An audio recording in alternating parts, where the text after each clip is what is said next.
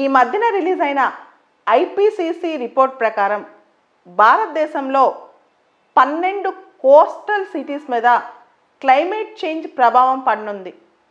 Global warming కారణంగా sea level rise అయ్యి కొన్ని సిటీస్ కొంత భాగం సబ్మర్జ్ అవనున్నాయి. ముఖ్యంగా ఆంధ్రప్రదేశ్లో విశాఖపట్నం కూడా, దాంతోపాటు చెన్నై, ముంబై ఇలాంటివి కూడా దాదాపు 12 కోస్టల్ సిటీస్కి ఈ ప్రమాదం పొంచి ఉందని ఐపీసీసీ రిపోర్ట్ చెప్తోంది. ఐపీసీసీ రిపోర్ట్ పక్కన పెడితే నిన్న వరల్డ్ బ్యాంక్ వాళ్ళు ఒక రిపోర్ట్ రిలీజ్ చేశారు, గ్రౌండ్ స్వెల్ రిపోర్ట్. ఇది ఇంకా కొన్ని నిజాలు చెప్తోంది. క్లైమేట్ చేంజ్ ప్రభావం వల్ల, వాతావరణంలో వచ్చే మార్పుల వల్ల 2050 నాటికి ప్రపంచంలో 216 మిలియన్ల మంది ఒక ప్రాంతం నుంచి ఇంకో ప్రాంతానికి మైగ్రేట్ అవుతారంట.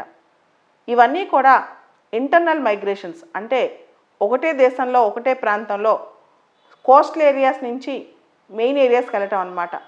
ఎందుకు జనం మైగ్రేట్ అవుతుంటారు? 2050 నాటికి ఈ మైగ్రేషన్స్ ఎక్కువగా జరుగుతాయంట.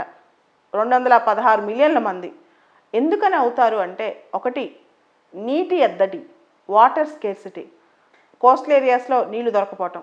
రెండోది డిక్రీజ్డ్ క్రాప్ ప్రొడక్టివిటీ, వ్యవసాయ అనుగుణమైన పరిశ్రమలు కానీ వ్యవసాయానికి సంబంధించిన ప్రొడక్టివిటీ కానీ అక్కడ సరిగ్గా లేకపోవటం, ఉద్యోగాలు లేకపోవటం, అన్నీ మొత్తం వ్యవసాయం మీద క్లైమేట్ చేంజ్ ప్రభావం పడటం. మూడోది రైజింగ్ సీ లెవెల్. ఎవరైతే కోస్టల్ ఏరియాస్లో ఉన్నారో వాళ్ళు సముద్ర తీరాల్లో సముద్రం మట్టం పెరిగిపోయి సీ లెవెల్ పెరిగిపోవటం వల్ల అక్కడ ఆవాసాలు ఉండలేకపోవటం, కొన్ని సిటీస్ కానీ కొన్ని రూరల్ ఏరియాస్ కానీ బాగా సబ్మర్జ్ అయిపోవటం. వీటన్నిటి వల్ల ఈ రిపోర్ట్లో, ground swell report, world bank release చేసిన రిపోర్ట్లో దాదాపు 216 మిలియన్ల మంది తీర ప్రాంతాల నుంచి మెయిన్ సిటీస్ కానీ ఏదైతే కోస్టల్ ఏరియాస్ లేవో అక్కడికి తరలి వెళ్ళిపోతారంట.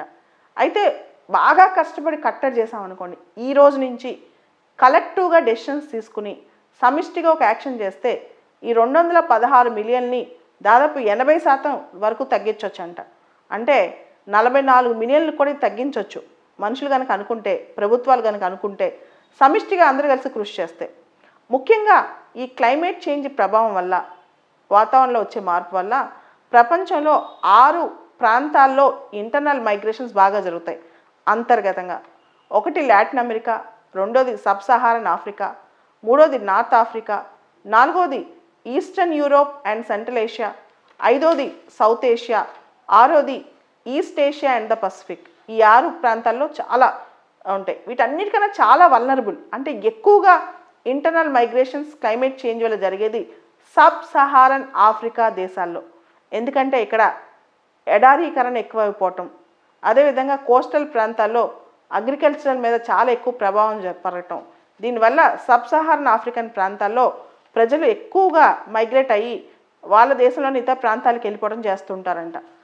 అయితే ఇక్కడ వచ్చిన న్యూస్ ప్రకారం 2030 నాటికి ఇది బాగా స్టార్ట్ అవుతుంది, 2050 నాటికి ఇంటెన్సిఫై అవుతుందంట ఈ క్లైమేట్ చేంజ్ మైగ్రేషన్స్.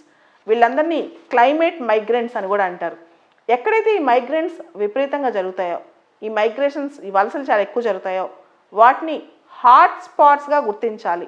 ఈ ప్రాంతాల్లో ప్రజల జీవనం పైన, జీవనోపాధి మీద, అదేవిధంగా ప్రజల యొక్క ఆరోగ్యం మీద కూడా ఎఫెక్ట్ పడుతుందని అంటున్నారనమాట. సో ఈ ఎక్స్పోజ్డ్ లొకేషన్స్, హైలీ ఎక్స్పోజ్డ్ లొకేషన్స్ని ఇప్పటి నుంచే మనం ఐడెంటిఫై చేసి ట్రాక్ చేయొచ్చు అని చెప్పి. అయితే మనం గమనిస్తే ఈ సబ్ సహారన్ ఆఫ్రికాలో 2050 నాటికి దాదాపు 86 మిలియన్ల మంది మైగ్రేట్ అవుతారంట తీర ప్రాంతాల నుంచి మెయిన్ ఏరియాస్కి. 86 మిలియన్ల మంది సబ్ సహారన్ ఆఫ్రికాలో.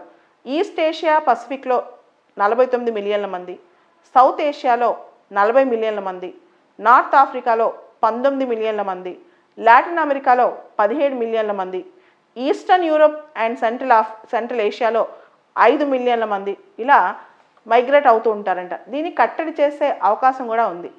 అయితే ఈ ground swell report, world bank ఇచ్చిన ఈ గ్రౌండ్ స్వెల్ రిపోర్ట్, నిన్న రిలీజ్ అయిన రిపోర్ట్లో మనం ఈ రిపోర్ట్ చదివిన తర్వాత ఖచ్చితంగా భవిష్యత్తు ఎలా ఉంటుందో అంచనా వేయచ్చు. ఎవరైతే ప్రభుత్వాలు లీడర్షిప్ ఉంటుందో వాళ్ళు మంచి నిర్ణయాలు తీసుకోవాలి. ముఖ్యంగా మైగ్రేషన్ హాట్స్పాట్స్ ఎక్కడున్నాయో ఐడెంటిఫై చేయాలి.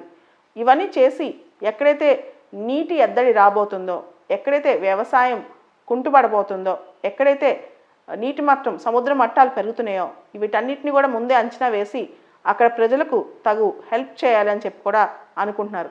దాంతోపాటు ఈ global green house gas emissions తగ్గించి ప్యారిస్ క్లైమేట్ డీల్ కమిట్మెంట్స్ కనుక ఫుల్ఫిల్ చేస్తే కొంతవరకు ఈ ఇంటర్నల్ మైగ్రేషన్స్ తగ్గించవచ్చని కూడా రిపోర్ట్ చెప్తుంది. దాంతోపాటు ఈ మైగ్రేషన్స్ అన్ని ఒకటే రోజులో జరగవు, ఒకటే సంవత్సరంలో జరగవు కాబట్టి ఈ ప్రజలు ఎక్కడి నుంచి ఎక్కడికి వెళ్తారు, ఈ మైగ్రేషన్ సంబంధించిన ప్రిపరేషన్స్, దీని ట్రాకింగ్ కానీ దీని టార్గెట్స్ కానీ జాగ్రత్తగా మనం ఫాలో అయ్యి ఈ ప్రజలందరినీ కాపాడాలి, వాళ్ళ జీవనోపాధిని కాపాడాలని చెప్పి గ్రౌండ్స్వెల్ రిపోర్ట్ చెప్తోంది.